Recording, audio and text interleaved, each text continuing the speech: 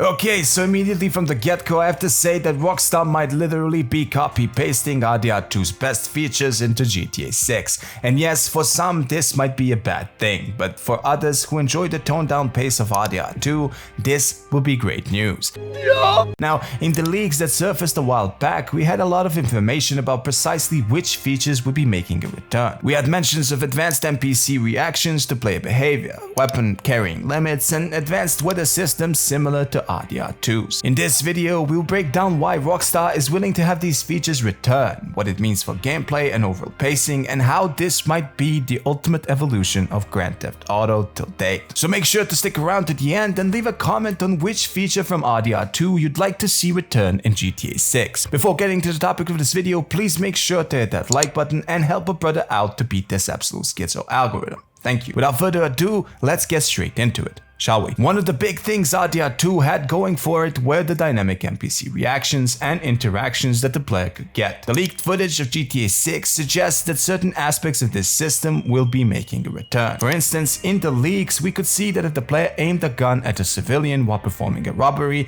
you would get certain reactions that either ended with some NPCs calling the cops, being scared, or potentially even fighting back, because it's Florida after all.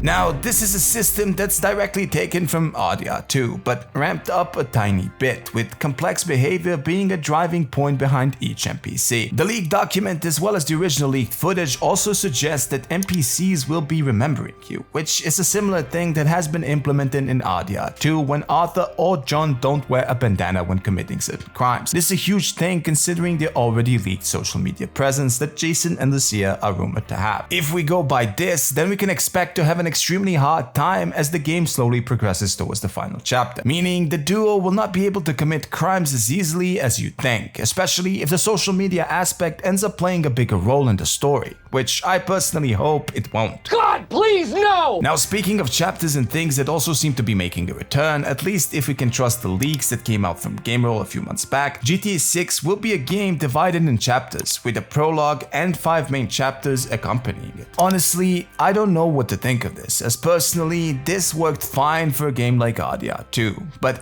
doesn't really have the same impact on a franchise like GTA. Yes, it's a cool way to separate story bits, and it gives the developers a few ways to spice up certain storylines, but overall I'm not sure how to really feel about this. A while back though, a supposed leak claimed that the prologue and 5 main chapters will end up totaling around 75 hours of playtime, and I can immediately tell you, no, they won't.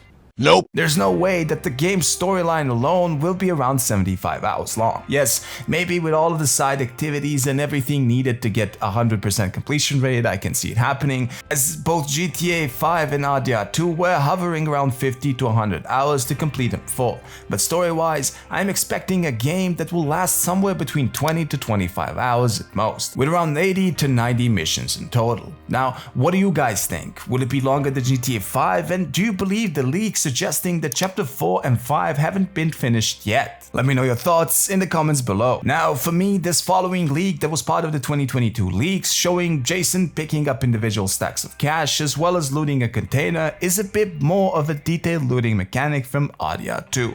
If we are to take this into account and compare it to the things that have been mentioned in the leaks, we can see that both Jason and Lucia will be able to retrieve certain items located inside of cabinets, drawers, and the trunks of certain cars. This plays perfectly into the part of the leaks that mentions an art fence as well as a car fence, which will obviously play a large role within the game. This particular mechanic is legit one of my favorites, especially as I love to explore, and searching every damn cabinet or drawer inside of random houses within RDR2 was extremely satisfying, especially when you ended up finding certain things that were highly valuable. Yeah, boy. Now, going back a bit to a thing that ties in with the first mechanic I mentioned. In the leaks, we've seen the return of the now famous greet and antagonize system, which for a lot of us serves as nothing more than to feel better about unaliving an entire town and as a shortcut to getting this famous line. You're a good man, Dr. Morgan. But if fully implemented in the final game, this simple mechanic will be an absolute game changer, as I can only imagine how many interactions we'll be able to have, especially while playing with both Jason and Lucia. I mean, just imagine someone saying something to Lucia and you antagonize that person only to end up in a full-on brawl with 5 or 6 people. I mean, that stuff would make this the most dynamic GTA game till date, and if you add fighting styles or gyms into the equation, Lucia could single-handedly slam the entire group without breaking a sweat. Now, for the next leaked feature that was mentioned in the leaks of 2022, as well as recently by GameRoll, who suggested that certain aspects of it were cut, we have the RDR2 inventory system, as well as weapon carrying limits. The original leaks confirmed that weapon slotting will be back and is the exact same as in RDR2, except this time you will keep your weapons in the trunk of your personal vehicle. Gone are the days when you can literally carry the entire inventory of ammunition hidden between your clenching butt cheeks. There will be no more pulling out 4 different types of SMGs or ARs out of your ass, literally. No, this time around it's suggested that you will have to be a bit more tactical with the way you approach certain missions, as you will only be able to carry either a rifle, shotgun or AR, meaning that this will make for a more tactical gameplay experience. And yes, I know that some of you might not like this approach, but I honestly don't see anything wrong with it, as long as the gun sticks to me and doesn't disappear like in RDR2 as soon as I mount my 6.4 Impala. One thing I also forgot to mention, and it's been a subject of debate for many folks, is the potential return of dual wielding. Now, GameRoll in his leaks from a few months back claims that dual wielding will not be making a return. And if you ask me, this really doesn't matter, as we already lived without this feature in GTA games for a long time. But you can't tell me it wouldn't be cool to have Jason and Lucia go ballistic like they're in a John Woo movie. Now, we all know that the cops in RDR2 were absolutely relentless and outright annoying at certain times, and GTA 6 seems to be expanding on this particular mechanic, using the better aspects of the law system from RDR2 and improving upon it to a point where the cops will feel more immersive than ever before. For instance, in RDR2, we know that the cops would know who committed a crime using telepathy if you didn't use a mask to cover your face.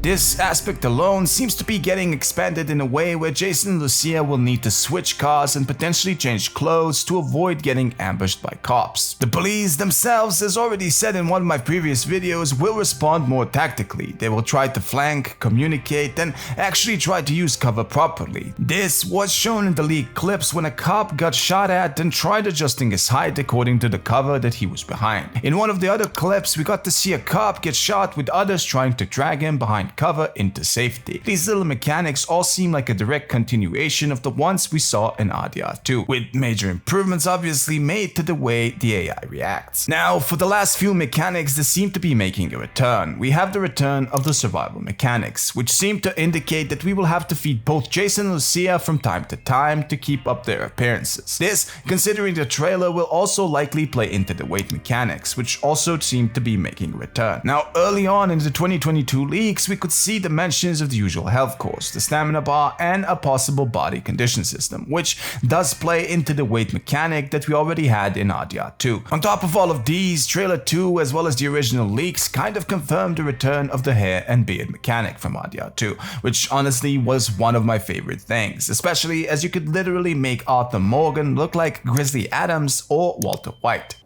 Goddamn right. This kind of customization is one thing that I really want back in GTA 6, especially as it's a thing that allows every single player to customize their in-game experience exactly how they want. Moving on from this one, we have a mechanic that I still think will slide perfectly into GTA 6, and that is the hunting. We already know that the wildlife and ecosystem itself will draw heavily from RDR2, if not be an exact copy, expanding on all of the good things that RDR2 introduced us to. But the fishing and the hunting seem to be two simple mechanics that will give the player an additional source of income, as well as some side activities that won't feel bland. Well, minus the fishing part, as honestly, who really likes to sit there and hold a stick in the hand while waiting for something to happen?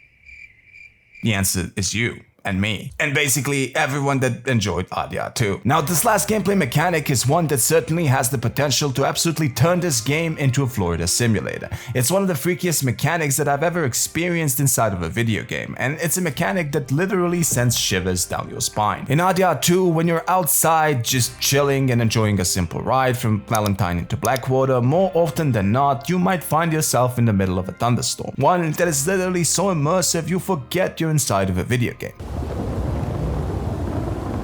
The thunder is striking at nearby trees, NPCs are running around trying to get out of harm's way, and the visibility drops ever so slightly, making it hard to see what's waiting for you on top of that hill you're heading for. This mechanic is already referenced in the leaked files for GTA 6. It's even visible at one point when Lucia is fighting off some cops, with dense fog covering the landscape, making it seem like a hurricane is approaching. If properly implemented, we might be getting one of the best hurricane simulations ever inside of a video game. I mean, I don't even know why I'm saying if. We know that they for sure will do it properly. The question is, how will this impact gameplay? And will this mechanic block off certain areas of the map, preventing us from exploring further? Let me know what you guys think in the comments below. Anyways, thank you for taking time to watch this video, and a big thank you to all the 1,360 people that ended up subscribing. I honestly can't believe that we made it this far. A big thank you also goes out to the first and returning member of this channel, Victor Vallejo. Thank you. If you guys haven't already, please make sure to hit that like button and of course subscribe for a chance to win an RTX 7090 card once this channel reaches 10 million. Stay silly, keep edging, and I'll see you all in the next one.